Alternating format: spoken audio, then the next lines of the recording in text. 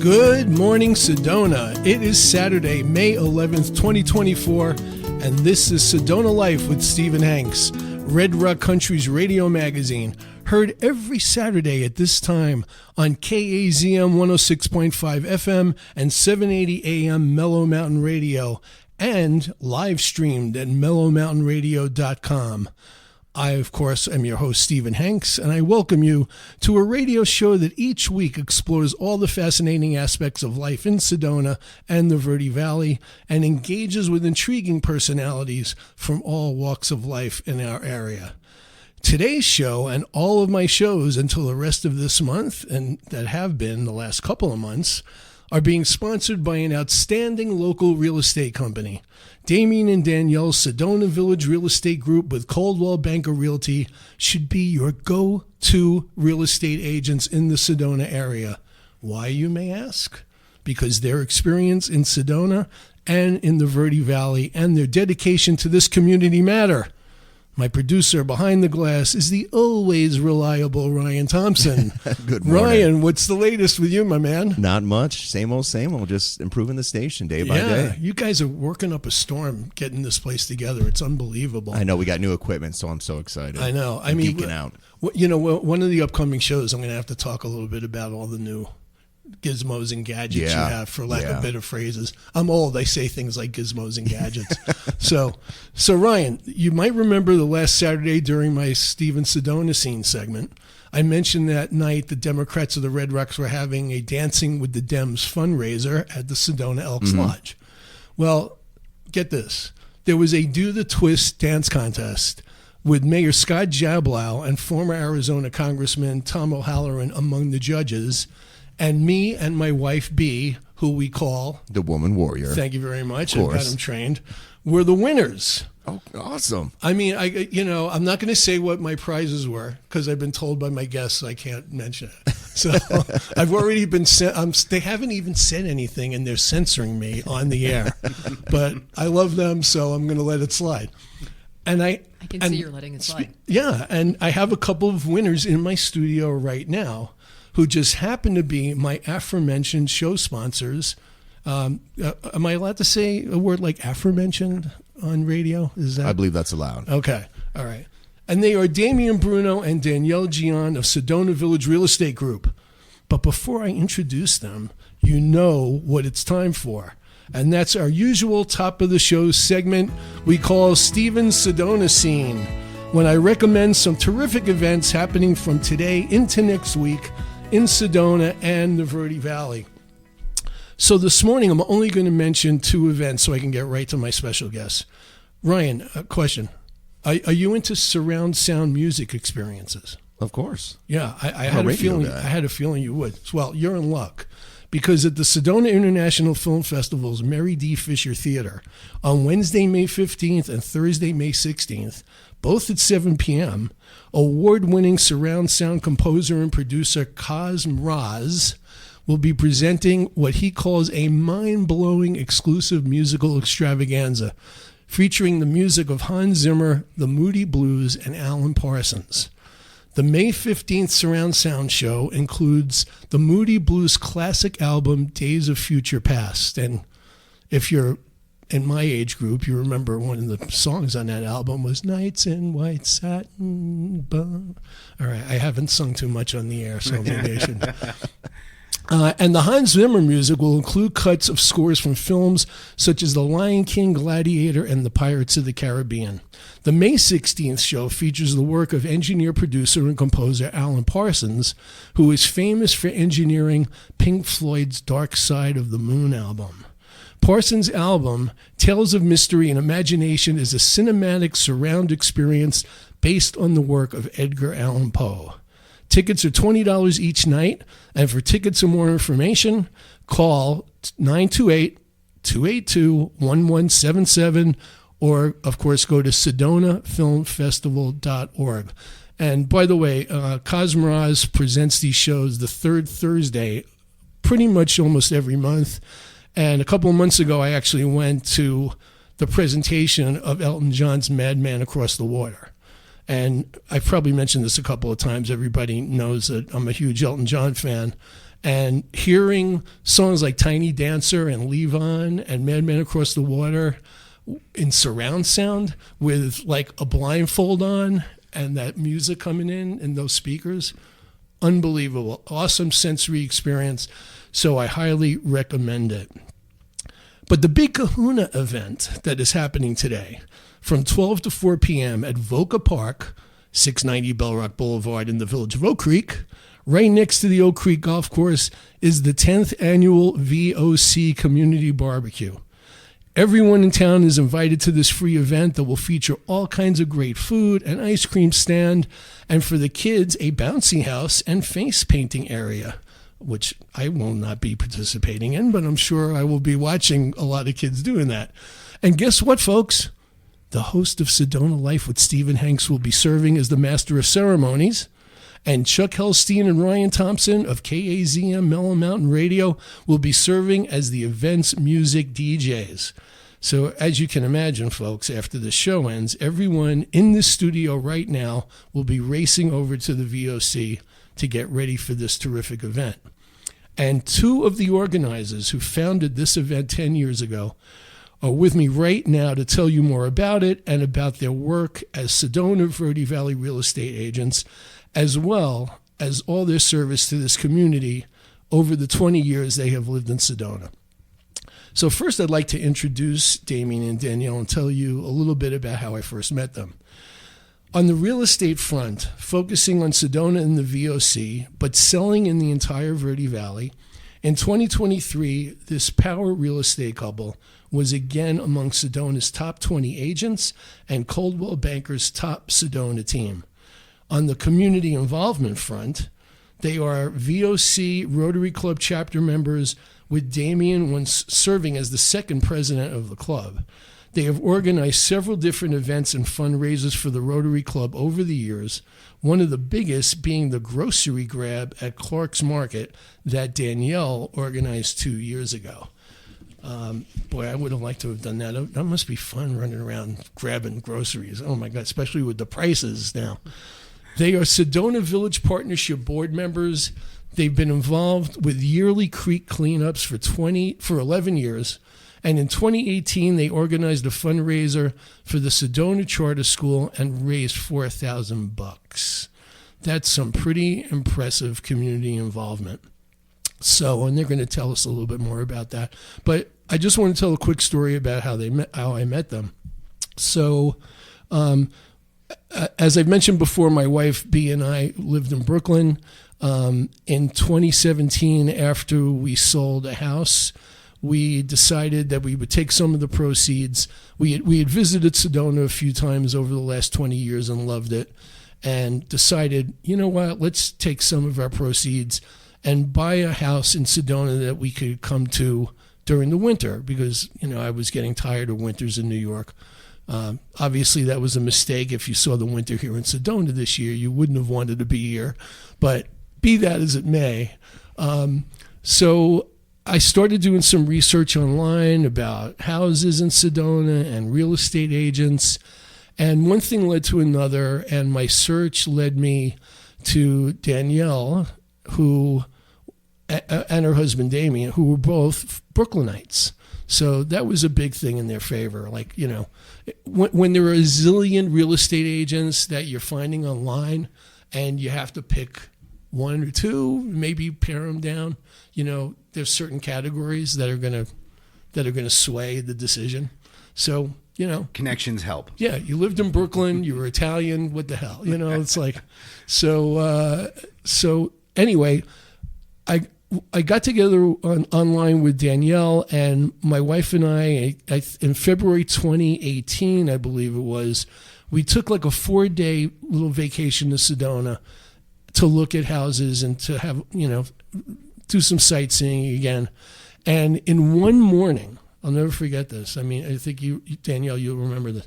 Between like 9 a.m. and noon, I think you showed us like 10 houses. I think most of them were in the village, I believe. Probably, yeah. So she showed us 10 houses that we had picked in advance that we wanted to look at, and we ended up getting the very last house you showed us was in our was in our ballpark. And it was amazing working with her. She did a great job. She was her best job actually was having us in the office, and when we were getting ready to leave, at saying, well, we're going to think about this when we're back in New York, she of course convinced us that we had to buy it like on the spot.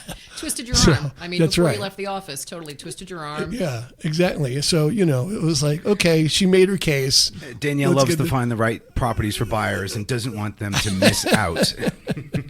So that's the story about me and them. We've become really good friends. And, before I forget, just want to send them some appreciation and love for being my first sponsors on Sedona Life with Steve and Hanks over the last few months. Anything for you. It's been great. I Happy know. to sponsor. I hope I don't mess up the emceeing today or the relationship. Community support. Exactly. But I'll be fired if I mess up today at the barbecue. Anyway, so now the first thing I want to get to, because people might want to make plans of what they're going to do this afternoon, and we want to try to make sure that as many people get out to this event as possible. And both of you can chime in on this. Talk about the history, how it started first, and then we can start talking about some details about today. So yes, 10th annual community barbecue in the VOC. Very special event to us. It's one of the things we like to organize and have the most fun with and see the community. And it started in a little bit of a selfish mode. I was actually stretching one morning in our house, and this was when my son was very young, and I was lamenting in my mind how it was very difficult to find kids his age to play with. Oh, God, yeah. Things to do. And we actually started having a lot of barbecues, so you try to find people with kids. At our house. And we started having barbecues at our house, and then Damian, Idea Man, is like, let's kick this up a notch. Let's try to bring it to the community and do it at the park. And so that's what started our annual barbecue. I'm glad you mentioned the kids part of it, because until I went to your barbecue 2 years ago, my wife and I didn't think there were any kids in the village. Yes. It's like that's where you can go to. They only come out for the barbecue. Yes. Really, They're hidden. It's like Yes. the mass quantity of children show up at this event. It's one of the things that brings the community together, Yeah. getting to see the kids having so much fun in an outdoor situation. Not many opportunities for that. And Specifically, I don't know, at least in the village for families and kids. So specifically in the village, especially for families and kids. Yeah. So it's been great to see it grow over these 10 years, when you have a few participants because they're not exactly sure what to expect, to now where people really look forward to it. Yeah. it's kind of an end of the school year event. We use it as a client appreciation event. So yes, free and open to the public. It's just grown and become more professional over the years. Has it always been in Voca Park? It's Always. always been Yeah. in Voca Park. Right. Yep. Yeah. Village of Oak Creek Association has always been very helpful and willing and facilitated the event for us. And we specifically, we're in the village for 20 years. And so we specifically wanted a village event. Yeah, there wasn't too much going on 20 years ago. I bet. Well, that's when we first started coming here, like around 2001, 2002, right? Sleepy little community. Yeah. Kids' presence was, unknown, kind of, hidden. And the event kind of shows everyone that this is a community with children of people of all ages. And, like everything else, we like to get together and see each other and have fun and listen to music. So, yes, 11 years ago, we started. We're at our 10th annual. We stopped for a year because of the pandemic, of course. Right. So that kind of, slowed things down. But it's been bigger and better since, especially, after the pandemic ended. A lot of people were looking to get out and be in a communal situation. Our first year, Danielle and I organized it with Andrew Baylor of State Farm Insurance. So Andrew's been involved with us since the beginning. And the other organizer, Omar Kenny, a local lender, got involved to, I think, the second or third year of the event, and has been integral to the event ever since. And you guys are connected because of the real estate connections, right? Or kids, Kids and- Andrew and Anya, his wife, we met them through the kids, right? So we had that. They were in the village, and it was just a nice cohesive situation to throw the event together. Not only did we have children, we were both business professionals in the area. And then Omar introduced himself one day, and in a rare situation, he was also a man that was a husband and a father and had children of the same age, right? And so we brought him in, and it's been great working together ever since. Yes. Yeah, and you were telling me before the show about how Clark's Market provides. They're the amazing. food. I love working with Clark's Market from the beginning. They've been nothing but professional. They've been so giving, right, with everything. I mean, what they do for us, how they just go like donating their tubs, ice, garbage cans, Big discounts. gloves, discounts. I mean, but just like having it all ready, working with them has been great. I can't say enough things about, It's Clark's and their staff. One of the moving parts that's been the easiest to, get together logistically. And more importantly, the food's really good. Like when we changed it to barbecue, because we tried a couple of things. At first it was hot dogs and hamburgers. Then we added bratwurst. And then we were like, it's gotten big enough that we don't want to do it ourselves anymore. So then Clark's has done the barbecue food for us, which is barbecue beef, pork, and chicken. And when I was doing taste testing, because quality control, I thought it was like absolutely phenomenal. Awesome. Their coleslaw is great. So totally fabulous. Great food. It's a great atmosphere. I mean, the 2 years I've been there, it's just been so much energy. Seeing the kids, having fun is great. People are having a great time of all ages, not just the kids, That's but right. the parents and anyone else in the community who doesn't necessarily have children right now. So Yeah. So before we forget, I want to make sure that we give a shout out to the sponsors. So I'm going to just tell you really quick who the sponsors are of this great event. So they've got Snap Fitness, Yavapai Title, iBoutique of Sedona, the Rotary Club of Sedona Village, the Sedona Village Partnership, all made generous contributions. And they have new sponsors this year that include the Village Veterinary Hospital and the Agave Medical Labs, who are all supporting that ensure the barbecue remains free and accessible to all. So you got a nice group of people. and one other And sponsor, businesses. Bell Rock Vet as well. Oh, Bell Rock Vet. Bell Rock Okay, Vet as well. okay. So yes, And many who sponsors. supplies the great ice cream? So Rocky Road, fabulous folks. They make the best ice cream in the area. They have 2 locations, one in the Village, which is where they started, and now they have one in West Sedona. And they just donate all the ice cream. They love participating in the community event. So, and then we have our special ice cream flavor called Javelina Tracks, and it's a caramel ice cream with chocolate-covered pecans. Nice. Yum, yum. And it's made especially for the barbecue. It's not available at Rocky Road any other time of the year. Not that there's anything usually left over, but if there's leftover, then they sell that for a day Whatever or two. I don't take home. But Javelina Tracks tends to be the most popular flavor, and it's awesome just to have an event that has a ice cream flavor made for it. Yeah. The only thing that I have a problem with the event is that ice cream line trying to get. All right. Yeah, we'll work something out. But what was really great about Rocky I'm the Road, MC. Do I get to cut the line? we'll talk about it. Okay. We can work something out, I'm sure. But when we did the ice cream, like when we were trying to come up with a new ice cream flavor, Rocky Road had us in their store. We brought our kids and we went behind the scenes, and they had all these like different Tasting flavors that we would ideas. mix and match. And so everybody got to like mix whatever, chocolate chips or pecans or walnuts or M&Ms, and then this is how we came up with the flavor, right? It was like behind the scenes. It was really great. But Paul and Erin, the owners of Rocky Road, they've just been excellent community members, since they're moving to the area. Actually, Danielle sold them their house as well. Okay. That they live in the Village. And, so they've been an integral part of the event for the last few years now, and can't thank them enough because, honestly, that's when the event took off, when we had the free ice cream.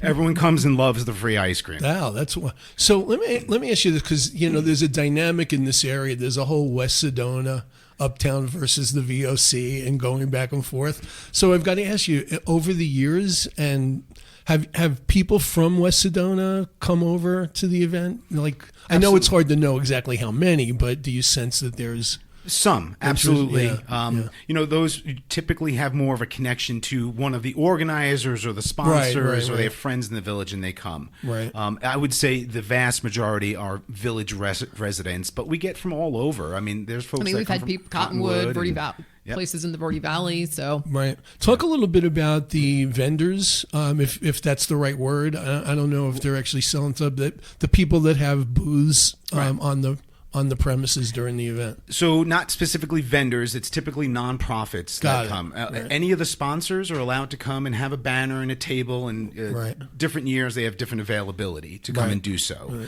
Right. Rotary Club of Sedona Village always has a table now that they're involved. The library's been there. Over the years, we've had the Humane Society come and actually organize an adoption event. Yeah, from their RV, their traveling RV. And there was one year where 3 dogs were adopted and 1 cat, so that was very nice. The green bag program we've had there a couple of years. Good. Yeah. The Sedona Charter School shows up because they have a camp that they do, so they get people to sign up at our event as well. Yeah, so anyone's welcome. It's just no sales. Since it's a free event, we just keep that out. There's no alcohol and there's no sales. Right. Okay. So one of the new businesses that's going to be there for the first time today is KAZM, Mellow Mountain Radio. Yes. Looking forward to that. Chuck Helstein and Ryan Thompson, who were basically running this operation, are going to come over and they're going to serve as the music DJs today. So that should be a nice, fun thing. Very exciting. They'll get to try our delicious food and ice cream and. No, they can't. They have to man the DJ booth. Once we say it's okay that they can get a break, then yes. I'm keeping an eye on them. I want that music coming. No breaks in the music routine here. We have to keep the master of ceremonies and KAZM honest with their ice cream consumption. Yeah. This is a total no power. Sugar headaches. We'll be watching. Yeah. This is a power trip for me, so I'm going to take advantage of it. But it's a great addition to the barbecue, having KAZM there. Certainly something a little different, a little depth. Yeah. Yeah, and they're looking forward to it. I know it'll be fun to hear what tunes they play. Yes, I mean, we'll see if anybody. I might break out in my twist dance again, depending on how far Thanks back for the warning. they go. I appreciate the warning. So, anything else you want to talk about regarding the event? Like what people should know? It's 12 to 4. Bring your own water bottle. We have refillable water stations, but great. Because we try to reduce waste, like we have bamboo forks as opposed to plastic forks. We don't want to go through hundreds of water bottles, so we ask that you bring your refillable water bottles. Anything else? Yeah, that's just definitely been a goal in recent years, is to reduce garbage, right? So we always ask people to bring a water bottle. At least, you have your first water bottle that's yours, at least, right? Yeah. Should definitely bring a blanket or something to sit on, a chair, suntan lotion, right? Even though the weather today looks excellent at about 75 degrees. Yeah. We've Perfect. been close to 90 at other events, so this is a rather mild. This is a treat. Spring treat, yes. Have you always had it in this time in May? I'm thinking it was later, maybe. Traditionally, it's the second weekend in May, the day before Mother's Day. But our very first year, we got a little over ambitious and tried to have it at the end of April, and we ended up having to delay that event the very first year. Really? Because not only wasn't it not warm, but it hailed and snowed a little bit that day, which we realized over the years living that there's that possibility in late April. So we moved it to May, but there was also one year when it happened in September because of the pandemic situation. We didn't want to miss 2 years, but May was too early. No one was really ready. The following September, we did something. And also, you can't do it too late in the spring or summer because people start leaving town. Yes. Right? Yeah. Right. Okay. And it gets really, really hot. Right. Yeah. 100 degrees is not the best situation for that. Now, usually when we get to the midpoint in the show is when I've been doing my 1-minute commercial for Damian and Danielle Sedona Village Real Estate Group. So I can save that minute today because you're actually here. So the whole show is a commercial. So we can get right into the other thing we wanted to talk about, which is your business. Yes. So I know it's not unique for necessarily unique for a husband and wife partnership in real estate, but it is interesting to understand what the dynamic is in the way the two of you work. Who does the buying? Who does the selling? Do you do both? How does it affect the relationship over time? Do you want to speak to some of the specifics of how you guys operate? So we work together as a team, and the way we found over the years is that Damian will handle the listings, right? If we go into a listing presentation, he'll deal with the sellers. Right. And my strength is dealing with buyers. That's where I'm great at negotiation. I love finding properties for buyers and finding them that property that they're like, this is what I want, and I want to put an offer in. Right. Talking people into buying the day they see the house, that kind of thing. Advising. Serving their interests. Advising and recommending, because I know the market. That's right. Over the years, we've seen people leave town and regret that choice. Yeah. Property is always going up in value here. And what you fell in love with is kind of that property you miss, and you're always kind of referring back to that situation. So, and, once you leave town, you go back to life and you focus on life. Yeah, so, it's been, it serves the situation to kind of remind people of that. Right. But yeah, in general, we've played to our strengths over the years.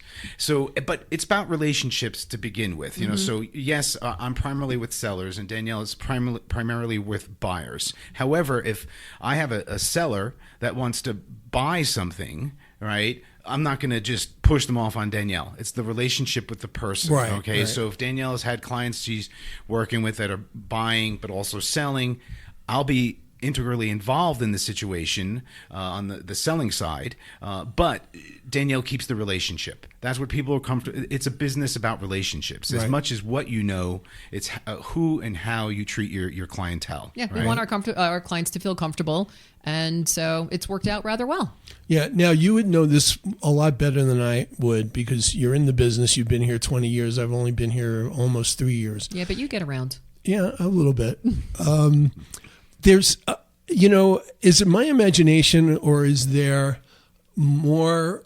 There's a lot of real estate agents here, unless I'm wrong about that. And I guess where I'm going with this is, what's the competition like in this field here? I mean, is it harder to sell and buy, for you to work with clients because there's just so many agents, or how does that work? All right. So 20 years ago, it was a less competitive situation. Mm-hmm. The town was a bit sleepier. It has certainly changed over time. The price point's gone up in the area. Sedona is now famous. When we first moved here, we would tell people back east about Sedona, and rarely would someone recognize the name. Now, you have to leave the country and speak to someone before, for them not to really recognize the name Sedona. Right. All right. So that has created a more competitive situation for sure. And it changes all the time. When the market's really good, there are more agents. When it's suffering a little bit, then people, kind of get pushed out and less join. There's approximately 700 agents that are licensed in the Verde Valley. Wow. All right. So, but it's the 80-20 rule. Yes. I mean, so yes, 80% and 20% are doing most of the work, it seems like, Okay. But yes, to toot our own horn, it's certainly something to be in the top 20 of the agents in the area when there's 700. Does it dilute business? Yes, to a certain extent, but there's a heck of a lot of real estate sold in the area. And if you are a good agent, a good broker who is serving your clients well, you'll be able to maintain a business. But it doesn't happen overnight. It could take years to get going. Right. I worked second jobs when I first started for several years before it got going. Yes. Yeah. I drove Jeeps with Day in the West at one period for 2 years, which was a lot of fun, but a very hard on your body situation. I drove for a short time, and then I experienced my first cold evening with rain, and I said, I'm never doing that again. There we go. That's over. And that was it. That's over. Yeah. Yeah. It was a great way to meet people, though. So and they're all in a great mood. Yeah. So there was pros and cons to it, but it did get cold in those Jeeps in the winter. Right. So Danielle, I mean, the community involvement part of this, I'm sure that it's altruistic and a commitment that you make in the community, no doubt about that. Especially since you have a child here, and you want to grow the family,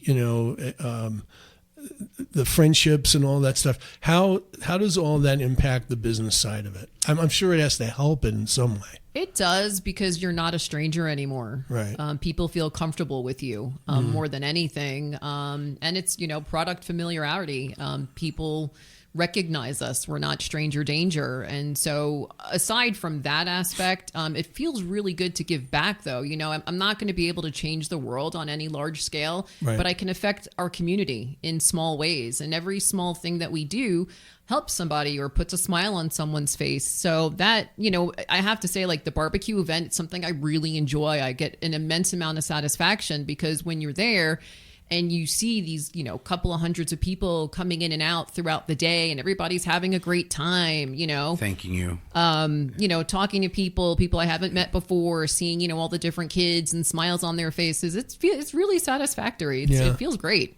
When you guys meet potential clients, especially new clients, how much do you get into what you do in the community? And if you mention it, does that have a tendency to maybe put you over the top over other agents that they hire, or does that come into it? So it's different with each situation, how quickly we bring that into the conversation. You know, you kind of need to read it. You know, are you just blurting something out that no one cares about, right? Or is this maybe of interest to them?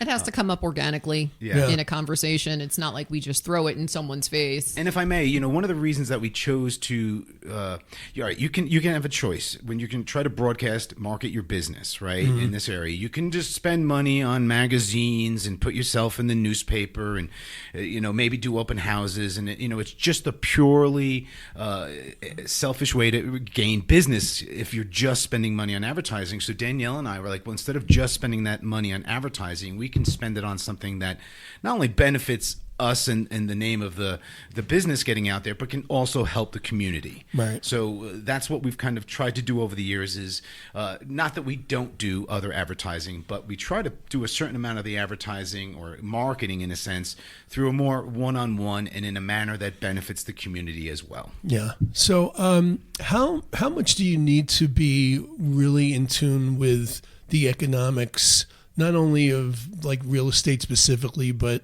the broader macroeconomics of the country as it relates to home ownership and selling and buying, to really have a feel for what's happening in the market, if that makes sense? The more knowledgeable you are, the better you can serve your clients. Right. Absolutely. We are not a first-time home buyer typically in Sedona in the Village. They're savvier buyers that have purchased. They're affluent. They have a lot of assets. It's not their first rodeo. Right. And they are thinking on a larger scale. It's not just to buy a house because they got a job somewhere, or just to finally have a home and build, you know, their life through this, you know, home ownership. They've kind of passed that stage, most, right. 90 percentile, right?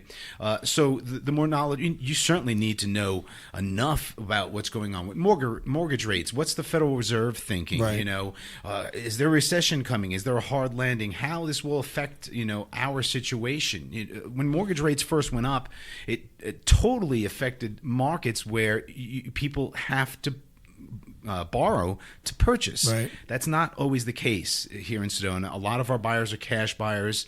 If the rates are appealing, they'll take money out as part of the transaction because it makes sense on a financial end. So, as a general statement, the more knowledgeable you are about what's taking place in the macro economy and in the industry as a whole, the better you're going to serve your clients. So how are you guys seeing the market as we speak in terms of the home values either increasing or decreasing, at what pace? Is it much harder to get a home in Sedona and the Verde Valley right now because of volume and how many people want to be here? What's the dynamic? Well, you want to field this question, or you know, It's your it's turn. just It's your interesting turn. to see the evolution of real estate here. When we first started, you know, people would buy houses for like $100 a square foot, $200 a square foot. And now the market has increased that when you look at properties, especially in some of the higher end subdivisions, I mean, properties sell for like $600 to $1,000 a square foot. So it's interesting to see how our market has, just Changed, grown, yeah. changed. In general, though, prices continue to go up here. Yeah. The mortgage rates did not affect as much as This was other kind of markets. recession-proof area? To a certain extent, you know. I mean, a lot. When I first moved here, the whole thing was that we are 6 months behind what happens in Phoenix. Okay, and to an extent, that's still somewhat true. We are affected by that market. 50% of the buyers in Sedona proper are Arizona residents, and about half of that number are Sedona residents that reinvest, move up, move down. Don't build a house, decide to build a house, you know, rent investment, so many reasons. You know, and regarding the market, of course, when COVID came, I thought, wow, this is it. No one's going to want to buy anything anymore. And then the market just exploded, right? Where you just could not, I mean, buyers could not even compete with properties. It was insane. And then we got to a point where we're actually more in a traditional market. The properties are still, you know, they're a good chunk of change, but there is a little bit more inventory for people to look at. You know, properties are sitting on the market longer. There isn't like that feverish rush to like have to like do or die thing. Right. Go ahead. And that inventory has been the key. The low inventory that the nation has been experiencing has been an experience here in Sedona as well. And it has certainly helped maintain the pricing on your point of view, of course, right? Or increase that pricing on even with less sales taking place. But there's been such low inventory. And yes, Danielle's correct. The spring has seen an uptick in the inventory. Not to bring us to the point where we would traditionally before the pandemic, but it's definitely the most inventory since the ending of the pandemic. So there are more choices. And is that because the prices are so high, you just don't have enough people that want to jump into these houses? So there's several reasons why less product on the market. Okay. One of the big things was that people were locked in mortgage rate wise. In other words, they had so many Sedona buyers had purchased at a time when mortgage rates were so low. As they went up, it hurts to sell that and buy another property at a much higher interest rate. So that was part of it.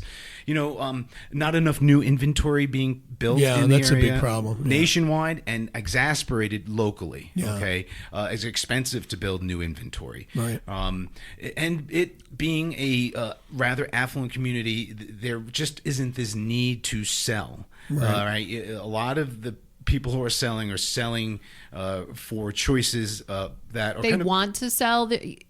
People come to Sedona, they have a forever plan, retirement, people move for all sorts of reasons, health, family, downsizing, upsize, whatever it is.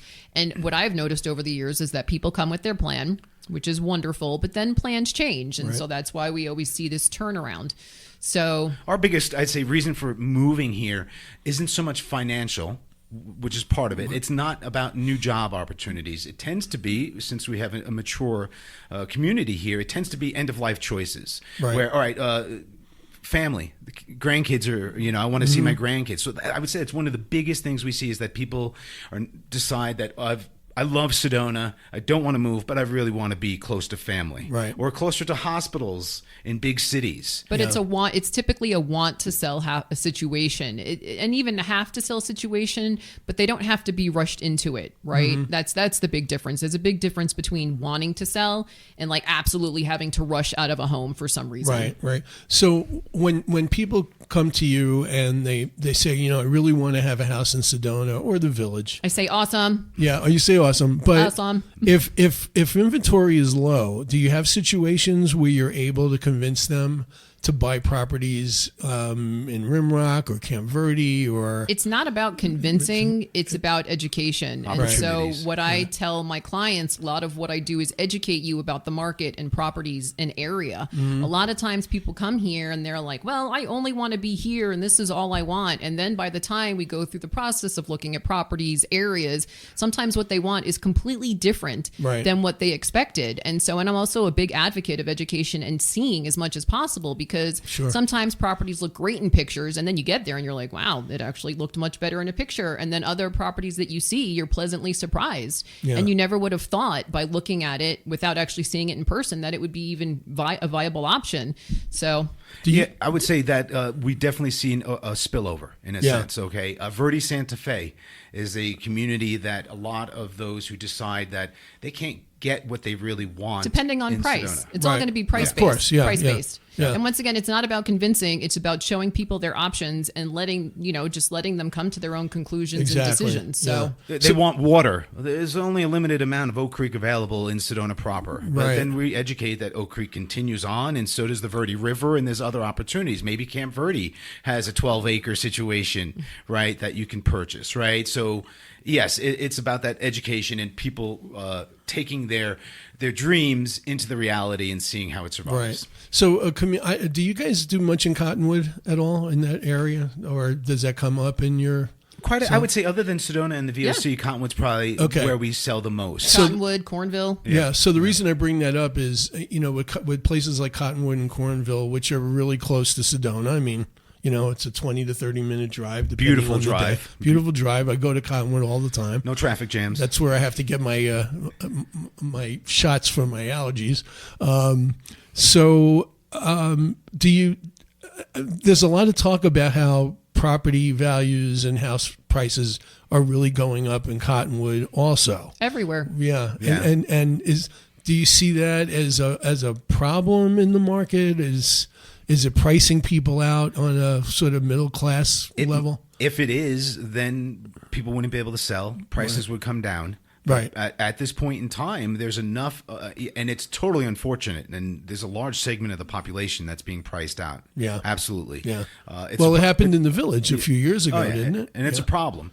But apparently there's enough on the other, side of the equation that can continue to pay these prices and are willing to do so. So Cottonwood is quite expensive if you compare it to similar towns in other states. Right. And a lot of that is its proximity to Sedona, but it's also not that far to Phoenix. You're at the base of the Mingus Mountain there, and you could just drive right over I-17, and people who don't need to go every day but maybe work on weekends will use that corridor, that Cottonwood Camp Verde corridor, right, and then go to Phoenix. But some people don't want to be in Sedona. Some people do want to be in the rest of the Verde Valley for whatever their reasons are. So do those people come to Sedona often just for restaurants or entertainment? Yeah, or who wouldn't? hike? I mean, there's so many wonderful things going on. But mountain bike festivals, yoga festivals, film festival, food truck festivals, Oktoberfest, wine fests. Our barbecue. Right. So. And the Verde Valley is not just about Sedona. I mean, look at the wine industry in the rest of the Verde Valley. So that's a huge draw. I plan on doing a show about wine at some point soon. Tell me about that show. Yeah. Are we going to go wine tasting? Yeah. I'm going to have them bring the wine here. Oh, even better. Is that allowed, Ryan? I don't know. Can we have wine brought into the studio? Do you need a permit for that or anything? No. Okay, great. All right. In fact, you're encouraging it. I can tell. I can see by the look I have a couple in your glasses right now. There you go. So, So, all right. So let's go in a little travelogue at this point in the show. Sounds good. Yeah. So you guys are selling real estate, and you've lived a little while recently in Costa Rica. Yes. Right? So I want to hear a little bit about that. Tell our listeners about this experience. What was the motivator? I'll let Damian field this question. Okay. So, because he drove it? He drove the decision?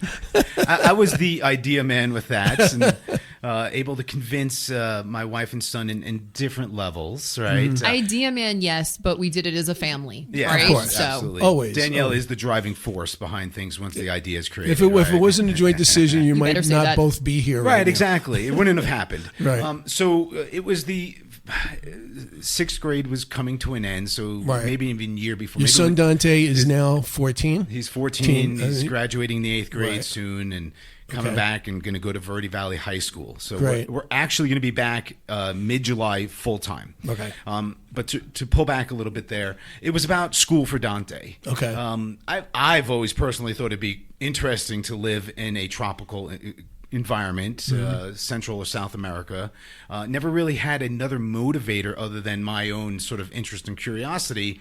But we decided that the middle school years might be better served for Dante going to school outside of the Verde Valley.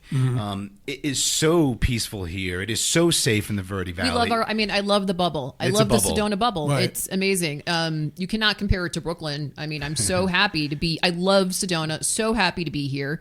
But from a completely realistic life standpoint, once you leave Sedona, the rest of the world necessarily isn't like our bubble. And we wanted to expose Dante to something more. We love the idea of him learning a second language when he was earlier enough in his life that he could take that, never mind just learn Spanish, but be more open to other languages because his mind, his neurology was formed with a language other than English, his primary in young years, right? That's been totally successful. The school is 60 to 70% Spanish. The other is English. He is pretty darn fluent in Spanish. He's my translator, when he's no confident. doubt. I speak Spanglish badly, and Dante is definitely our translator. There you go. Yeah. There you go. So- kids learn this stuff so quickly. I mean, it's and, unbelievable. It was survival mechanism too. He's in 8th grade with kids that speak Spanish. He needs to be able to speak the language with them for sure. You want to know what they're saying. Yeah. So while it was interesting, Dante was totally into the idea. When it became real, he was totally petrified of the concept of going down there, leaving all his friends here. His grandparents are here in the village. He's got a great life, and we were going to just turn it upside down on him. It turned out great for him. He had his first few months were a little rough, just with kids and the transition. It's always going to be everything new, culture, language, all the students new, right? But very proud of him. He's done very well in the adjustment. 2 years coming to the end of that. Now he doesn't want to come back to Sedona because he loves Costa Rica so much. So we're kind of going through the reverse situation now where he's, but when he comes home, he sees his friends here in Sedona and he'll adapt quicker than going down. It's just, the kids are present moment minded, right? So he's like, I'm having a great time. I love it. I'm confident. I got to do something new with the Verde Valley School and take that all on. So he's a little anxious, but so mainly that was the reason why Costa Rica and why that portion of Costa Rica is about 13 years ago. I had my 2 minutes of fame where I was on a show called HGTV's Live Here Buy This. HGTV Canada, they found me for this Live Here Buy This show, and it was a fantasy show where people would sell their house for a price point, let's say $1 million in Canada, and pick 3 fantasy locations to where they would want to choose. Take that money and buy there. So it was Sedona, Costa Rica, and Argentina. The 3. So you got one more left to go live in. But I ended up knowing Rebecca Clower. This is the broker we worked with in Costa Rica to purchase our home down there. But before that, I knew her from the show, kept in touch on Facebook. Oh, wow. We went and visited Costa Rica. We actually went there quite a few times, obviously, prior to moving and fell in love with the area. So we were familiar with it. Damian Dante actually became friends with Rebecca's son, Elijah. They're really good friends. They'll be keeping in touch, same grade. So in that sense, it's been really nice and worked out. But that was really the reason why we chose that specific area. So it's interesting how things happen in life, and then before you know it, but because of this minor affiliation from something, you're like, boom, you're there, right? Yeah, we've been traveling to Mexico. It wasn't a choice. Mexico's like the United States. It's very macho. It's very much about materialism at this point. I mean, it's a G20 nation, right? It has a huge economy compared to Costa Rica. Right. Huge. Costa Rica felt much more of that rural agricultural feel where, Pura vida. Pura vida. Pura vida. Yeah, living day to day, not macho. Women were walking by themselves on the streets at night. We always felt very comfortable down there. It's very safe. They're very pleasant people. They love, unless they're driving.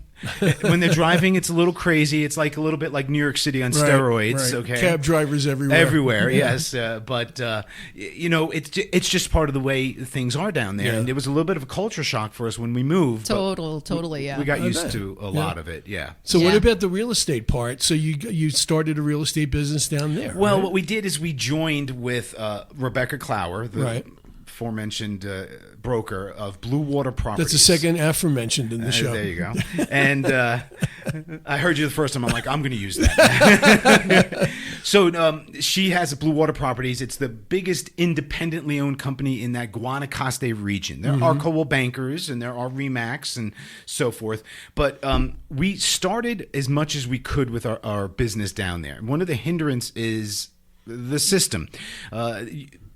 You got to be a resident to technically be make capable of income. Okay, this is where it gets a little complicated with the bureaucracy. Right. We started this process prior to moving there, and only got our residency about a month ago. Oh, I remember us having this conversation where you were telling me about the hoops you were having to go through. It was red tape. Yeah, it was interesting. Yeah. So long story short, they're not looking to make things fast. Right. That's a U.S. thing. And then there were so many people applying because so many people were moving there and they were dealing with so many applications. It really burdened and slowed the system down. And so what would have been maybe a normal process was just completely stalled, for pretty much the whole time we were there. So we were technically put in a position where it's a little bit of the Wild West down there. There are definitely people breaking the rules and doing what they want. And the government's just not really involved in enforcement. Right. There's no national association of realtors, no NAR equivalent. There's no multiple listing service down there. Anyone can sell real estate. Okay, so it's a free for all. It's a free for all. Wow. We, coming from the United States, not looking just for short-term gains, wanted to become experienced. You move down there; it's a totally different market. How do we become familiar with Sedona's market? Not only going and seeing homes, but we had an MLS service where we could go and look at the sold histories. No, that's not available down there. Right. So the learning process is a little bit longer. Slower, definitely slower. So what I would do is we mainly just worked with a few buyers that came down, and I would go out with a representative from Blue blue water properties who knew the dirt roads and knew that the GPS was sending you the wrong way on Google at this particular time. Or Waze, yeah. And all the ins and outs. There's no block boxes. Listing agents need to meet you at every property, right? So in certain ways, it's a little bit harder to get your feet going on the ground down there. Part of it from the government, part of it from just the logistics of that territory. Right. Yeah. So going forward, what's the connection to Costa Rica going to be personally and business-wise? Well, business-wise, we have a house down there, Right. and so we want to turn that into a vacation rental like so many other people do. We actually just donated a week to Rotary, which they did on a raffle fundraiser. They did a raffle, and somebody won a week, and they're going to come down in August and stay a week at our house, and that's something that we'd like to do, right, to continue to do. So we'll always have like a foothold in Costa Rica, but currently as a family and with how long residency took, now we're coming back. So our focus is Sedona. Sedona's our home, right? So Costa Rica now is going to be a side note where Sedona this is it. We're home But how much is Dante going to like pressure you to like take a trip down there because he wants to? He already wants to go for his birthday in November to be with his friends. However, with that being said, there's so many other places to see. Sure. Yes, I would love to go back to Costa Rica, but there's so many other places that we can go to, and it would be different if we didn't live there. I mean, we live there, right? We experienced it. Right. We've spent a pretty good amount of time there. That I'd rather go to Spain. So it's more of a long term. We're going to turn it into a vacation rental. We can visit it on occasion, maybe more after high school ends with Dante. Semi-retirement location with maybe another choice. Oh, don't talk about retirement yet. my retirement still includes work. It's just less of it, Yes, no, certainly know that I'm not going to stop. That word is not in my vocabulary. And it shouldn't be, honestly. Yeah. Do what you enjoy, but you need to stay active, right? Mentally, physically in life. Exactly. Yeah. But it was interesting to see how their agents do things down there that I think we're going to incorporate here a little bit. So like what? Like anything specific? The way they market, they don't have that MLS, so it's really social media, newsletter, sphere of influence driven. And because you don't have that central database to highlight your property, they've really gone very much into that more technical drone, using it where you're showing the property, and that is your main representation of the property to the potential clients, not the MLS listing that's going to upload to Zillow and Realtor and elsewhere. So they're a little bit more drone tech driven, a little bit more of the agent representing the tech properties in the actual drone work and videos they do, and then they disseminate to their sphere of influence. Well, given how you talked about how it's kind of like the Wild West, is there a certain like obnoxiousness level on the part of some of the agents? Are they like extremely pushy? Is it, You can find that anywhere with agents and brokers, Right. I think once you get people involved, you're just going to have people involved. But I'm wondering if it's even more so at a place like that than it would be There's here. some driven personalities for sure. Yeah. There is a Crane Real Estate where the one of the brokers, Sarah, is the most featured agent in house hunters and just in this genre of TV in all of Latin America. Right. And she's a very driven personality for sure. Yeah, it's that Wild West. There's lots of competition. There is a very affluent portion of the population with those from North America and Europe. The street we live on has Europeans on it. It has Canadians. It has U.S. citizens. It has local ticos, they call themselves, ticos and ticas in Costa Rica. So it's a very mixed situation. There's a lot of growth. It actually has grown in the last 20 years much more than Sedona has. And you've seen the growing pains that the community here in Sedona is experiencing. So Costa Rica is going through something similar where, I've seen numbers on the amount of private jets that were coming in. It was something like 800 a year to the international airport in that area of Guanacaste. It's now over 3,000 private jets a year, and they're investing $100 million into a private tiny jet. little airport with like maybe 8 gates, Yeah, right? yeah, I mean, this is the type of airport where you actually go outside and walk to your plane. So that's interesting. Like it could be raining, you're walking to your plane, or you get off, and then you're like, boom, hit with like heat and humidity. Yeah. So getting back to real estate in Sedona, what do you find at this moment in time are the biggest challenges, both buying and selling, if there are any? I mean, maybe things are going great and you don't have too many issues to deal with on a regular basis? There's always something that's going to come up, whether buying or selling. I mean, you love it when a transaction goes smoothly, but something will always come up. That's why we have jobs. Yeah. The market is growing here. It's a stable situation. Sedona is a commodity. Mm-hmm. The cottonwood, the wine industry has really added to that commodity of the Verde Valley. What is Phoenix, the 5th largest metro area in the country or something now? We're one of the fastest growing states. So the long term, it looks golden in the area for those that live here and own and those who want to come in. And those who are working in the industry. Mm-hmm. But there's always challenges. Right now we're still dealing with inventory that makes it a little bit hard sometimes to find the perfect property. Right. And yet we're still seeing price appreciation, even though it's not like it was. Right. So that's always challenging. People coming in looking for a certain price point and finding out that Sedona is much more expensive. Yeah. Once again, it's that education process. I'm a firm believer, price it right, and they will come, and you will sell your property. So, and if they don't come, you didn't price it right. Yeah, it's pretty straightforward. Yeah. So on your end, on the buying end, what do you see much of a difference or any specific differences in dealing with different demographic age groups?